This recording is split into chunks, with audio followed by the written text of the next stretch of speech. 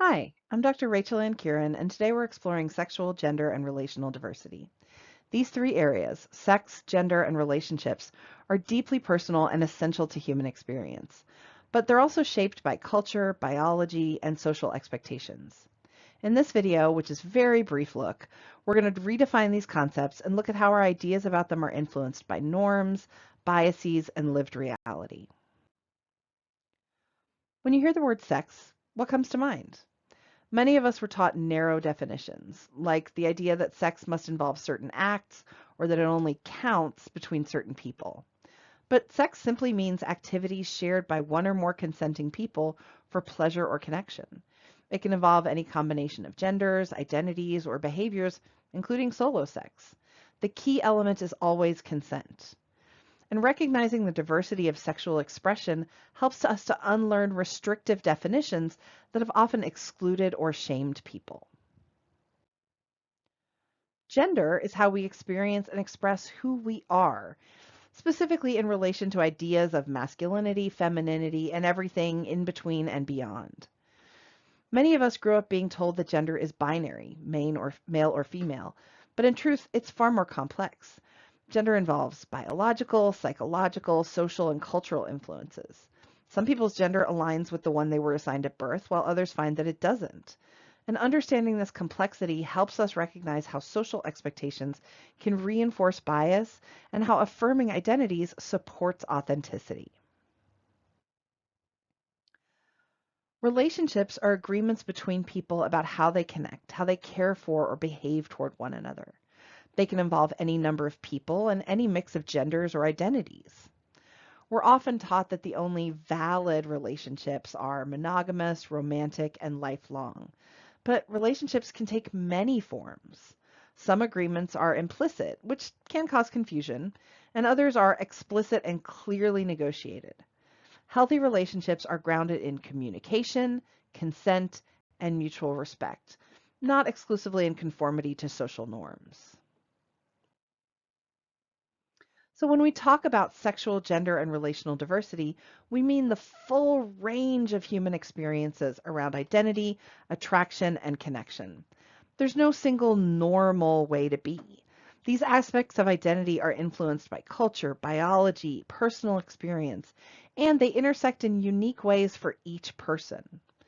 Recognizing this diversity challenges us to question systems of oppression and restrictive norms that can limit authenticity and belonging. And that's what we're going to talk about as we move along here. So sexual, gender, and relational diversity can be thought of as a cluster of identities within a larger framework of who we are. Our sexual identity, our gender identity, our relational identity, they all interact alongside many other aspects of ourselves, things like culture, class, and ability. And seeing these intersections reminds us that diversity is not an exception. It's part of the natural variety of human life. So let's talk about some of those identities. Biological sex refers to physical characteristics, not just obvious ones, but chromosomes, hormones, and anatomy. But even biology isn't purely binary. Intersex people, for example, remind us that human variation is wide and natural. Biology is one piece of the picture, but it doesn't determine gender identity or sexual orientation. And when we separate these layers, we gain a more accurate and inclusive understanding of human difference. Gender involves identity and expression. We already defined this, how someone feels and how they present themselves. Gender roles are shaped by culture, and they can vary dramatically across societies and time periods. But if we understand gender as fluid and socially influenced, it allows us to see that expectations like boys don't cry or girls must be nurturing are learned norms, not biological facts. Sexual identity describes how we understand and label our patterns of attraction, who we're drawn to emotionally, romantically, or physically. These identities can include lesbian, gay, bisexual, pansexual, asexual, queer, and so many more. They may shift or evolve over time. Recognizing this fluidity and the diversity of sexual identities helps us normalize that fluidity and validates experiences that fall outside heteronormative or binary expectations that put us into restrictive experiences. Sexual behavior and expression include what we do, how we express desire, and what brings pleasure or connection. It's not always the same as sexual identity. This can include solo practices, partnered sex, or non sexual intimacy. It's essential to distinguish between identity and behavior because what someone does doesn't always define who they are. And recognizing this helps reduce stigma and allows for open, shame-free discussions about sexual health and satisfaction.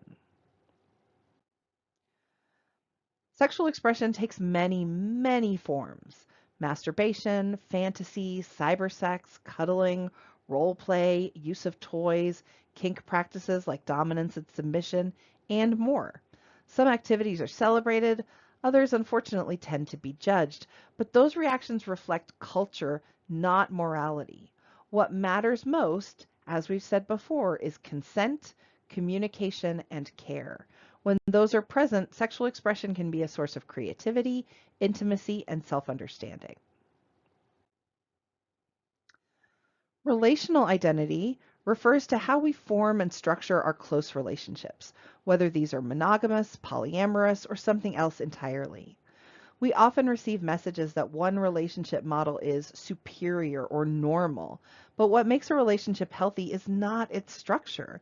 It's the mutual respect, honesty, and choice that we work to build in that relationship. Expanding how we think about relationships helps to reduce shame and increase connection across diverse experiences. From a very young age, we are socialized to think about sex and relationships in particular ways. We learn who it's okay to love, what kind of bodies are desirable, what types of relationships are acceptable. These lessons come from our family, the media we're surrounded by, religion, peers, so many places. But understanding this socialization helps us to recognize the biases we've internalized and gives us the power to question or to change them. Ultimately, our identities are multi-layered. Factors like race, class, disability, mental health, gender identity, culture, and age all interact to shape how we experience sexuality and relationships. For some, these intersections create privilege. For others, they create added barriers. But by viewing identity through an intersectional lens, we can see how affirming care really must consider the whole person and their contexts in which they live, not just one label or category. We are all influenced by gender, relational, and sexual norms. These norms dictate what behaviors are seen as appropriate for different genders, how relationships should look, and even what emotions are acceptable to express. Recognizing these patterns helps us to see how cultural expectations shape identity and relationships, sometimes in supportive ways, sometimes through pressure or shame. Pause for a moment and reflect. What are your assumptions about sex, gender, and relationships? Where did those come from? Which ones still feel true and which might need updating? Awareness of our own conditioning is a first step towards offering compassion and affirmation for ourselves and for others. Sexual, gender, and relational diversity reminds us that there are countless ways to live authentically and to love fully. Whoever you are, however you connect, your story belongs here. If this presentation sparked curiosity or reflection, I invite you to connect with me at Storybrooke Therapy and Consulting. You can visit www.storybrook.com or email Rachel, Rachel, at storybrooke.com for upcoming trainings, resources, and community events. Also, please sign up for our newsletter. We love to send out events, referrals, ideas, funny little videos like this, all kinds of things to our community that we're trying to support. Thank you so much for watching, and please be your best, most authentic self.